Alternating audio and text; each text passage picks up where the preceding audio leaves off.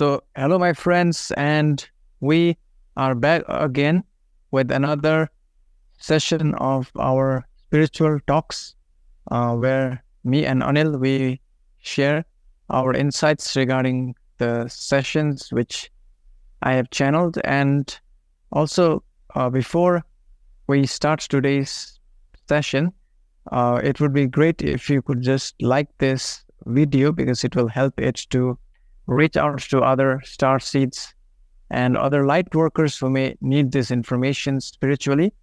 And also, a big thank you to all of you who have subscribed to the channel because it helps us to reach out, at this time, when there is a heavy amount of suppression of information going on. So it just helps us in some way.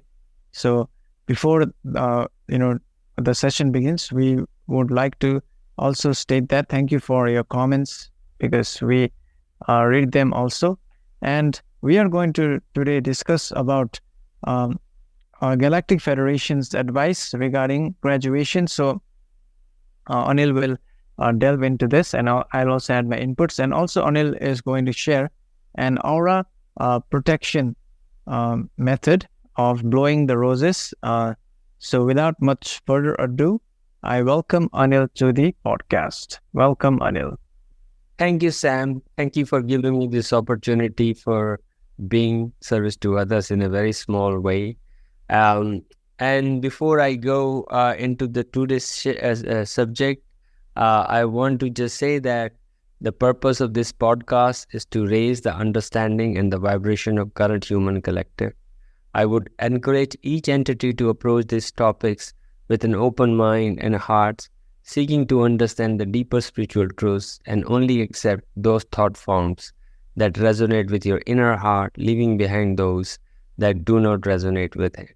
So today, we're gonna, as said, very important message, the Galactic Federation game, very small message, but I think this message has a very deep meaning and needs a lot of self-reflection and pondering on each entity's behalf, if they are serious, and it will help in their life for graduation, but as well if they are going through tough times or any time to understand what's happening. And this is in line with,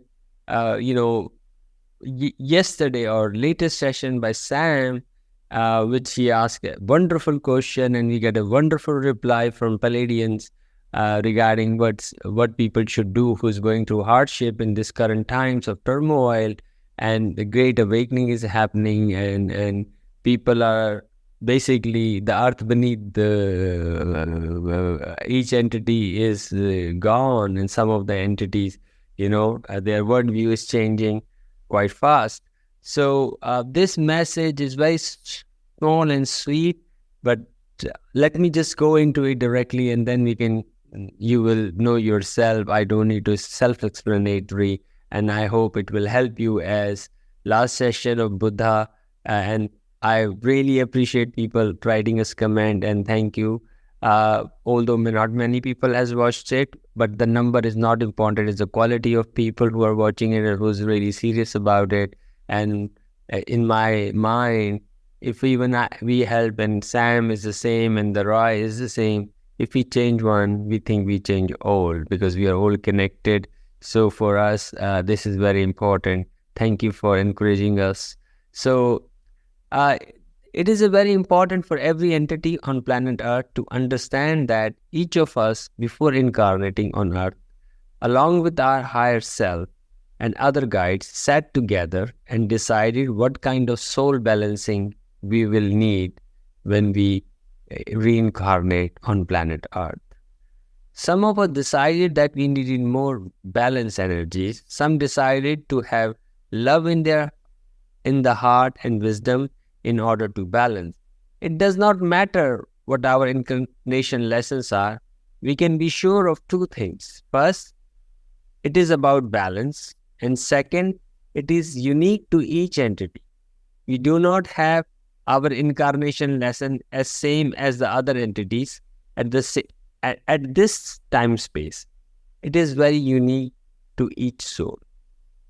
As we find out more about the themes of our life, the lesson that we came here to learn in the school of life, as we may call third density on planet Earth, we begin to get a sense who we are, who we truly are.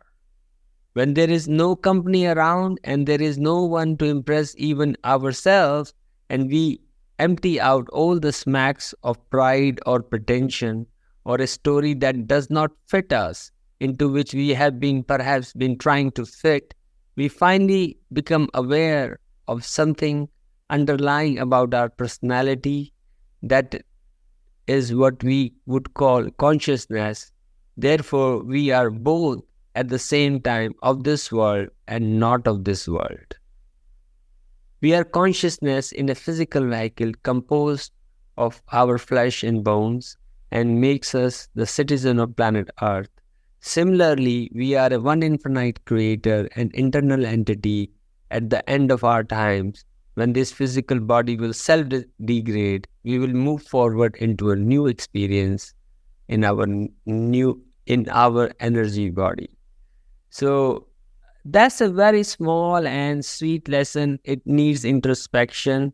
When I heard it or read it, I felt, and I can see through my own life experience, I was trying to be something which I not, and of course I was tempted by the glamour and glitz of many things which I know was not my true self, and I was trying, and they are saying the same thing, and we should really understand that and get into knowing ourselves exactly who we are, and until we get to know ourselves better, it would be for us. Sam, do you want to add something to it? Yeah, like Anil was saying, it is important to be, self-aware.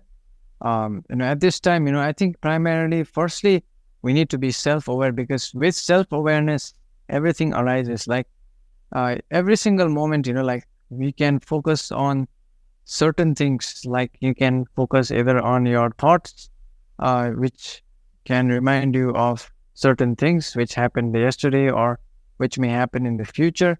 And, you are also free to choose to focus on your body or on your emotions, or, or any other aspect, which you may be inclined to focus on based on your choices. And as far as I understand, like this reality has given us a choice to be able to choose what you focus on. So from my understanding, firstly, like Anil was saying, the Galactic Federation has shared an important, factor, and that is, firstly, we need to be self-aware of what is happening within us, and that will then eventually allow us to peel the layers of our mind and our body and then our spiritual beingness. So firstly, when you become self-aware, many of the times, your focus will be on your thought forms. Like it is usually with many people, they focus on their thoughts. They are thinking constantly, and their mind is not able to shift their focus. And also, like people, many a times, they have to train themselves to remain in in a state of self-awareness. Because their mind is like a dream state. Like you're even though you are awake, your mind may be dreaming about things which sometimes I also find myself that happens because it's a subconscious process, and many times you have to be aware of what's happening with you. So basically, self-awareness is very very complicated topic. It's very deep. It goes beyond the conception of the mind. Like there are layers and layers which you can peel, and still you will find yourself learning more about your own true nature, about your own identity, about your own emotions as well. And that's what I wanted to add to this. Thanks, Sam. That's very well said. And I think what it really, I want to make sure that through and through, it's all your decision. Maybe you don't remember it. And we know that in third density we have a veil, but the veil is getting really thin and you can pierce it and see a little glimpse of it.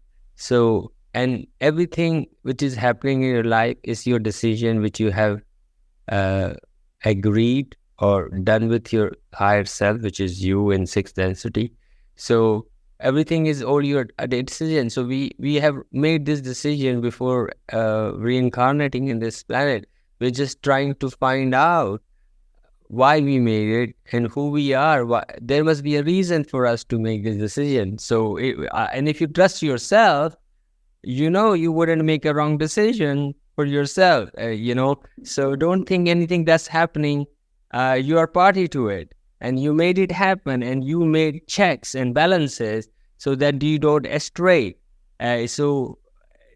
Understanding the catalyst, what's happening in your life, that means the lesson. If you don't learn lesson, the next time the lesson will be more intense, the catalyst will be more intense. So I think, as very good saying, when everybody's saying to make a mistake once, to err once is okay, and to err twice is like devilish kind of.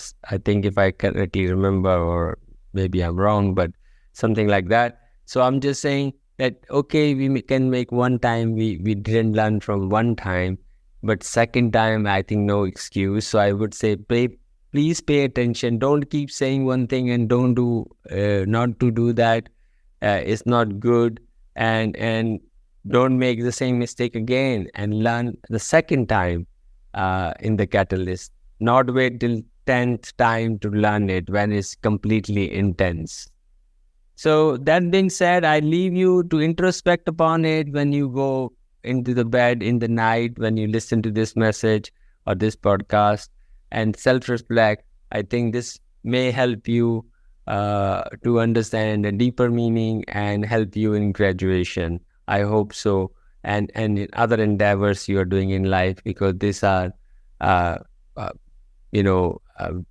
of information, wisdom coming from top. And of course, I said last time, wisdom can only be experienced. So by your own experience, you will realize, and I hope you pass it on as well. So next, we're going to talk about establishing boundaries with roses and blowing roses. In the last few podcasts, we've been talking about this technique and how can it help in clearing issues like fears. But this also can help in making boundaries. One last use of roses is self-protection. Roses can be kept outside your aura with the grounding stem into earth surface all the time to discourage unwanted influence and help define your boundaries. They will tend to absorb stray and extraneous foreign energy floating around so that these energies do not enter your aura. Boundary roses will not take care of everything, but they will certainly help greatly. It's like creating a fence around you so that by even mistake, nothing negative comes into you, but it's not 100%, but it will help greatly, because some people can just pierce the fence as well. High up negativity can pierce it. So, but this gives you some protection. You may prefer to keep one giant rose rooted in the earth's surface in front of your aura, or you may prefer to use 5 roses outside your aura, one in front of you, one behind you, your back, one on the other side of you, and one above you. The grounded cord takes care of protection beneath you. Avoid any tendency to use these roses in a paranoid way. This is not a tool to use because they are out to get you, whoever they are. These techniques is simply a tool to help you take personal responsibility for your boundaries and your choices. It is especially useful if you're very sensitive or have a history of being a psychic sponge. You may find during the simple process of placing the roses in a 5 location immediately outside your aura that you have not been owning your backside. You have not been owning your backside. In other words, the back part of your aura may be very dissipated, or you may be less aware of it than the rest of your aura. Taking the time to visualize a rose there and to the feet, the space between your body and the rose naturally strengthens that part of your aura and makes your back less susceptible to invasion and even physical injury. So you know that generally they attack you from the back side, not from the front side, the negative energy. They always pick the uh, attack the lower chakra from the back side. So this is very well done. So I will go into the exercise. There are only 10 steps. So after closing your eyes, ground yourself and adjust your aura as needed. Visualize a rose of any size and color that feels good to you and place it outside your aura in front of you. See it in detail. Imagine that rose is attached to a stem that is rooted into earth. Intend that the rose remain there until you consciously dissolve it. Visualize another rose outside your aura on your left side. Also place a rooted stem on the rose and once again intend that it remain until you dissolve it. Now place a rose with a stem into earth on your right outside your aura. Use the same intent that it remain. Above your head and just above your aura, place another rose. Again see it as having a rooted stem and intend to stay there until you remove it. Last, visualize a rose with a stem outside your aura behind your back. It is necessary work with your breath and intend to strengthen the extent your aura behind you to 2 or 3 feet. Intend that this rose will remain also remain until you return to it. In order to strengthen the effectiveness of your intent, dissolve each rose and stem in order you created them.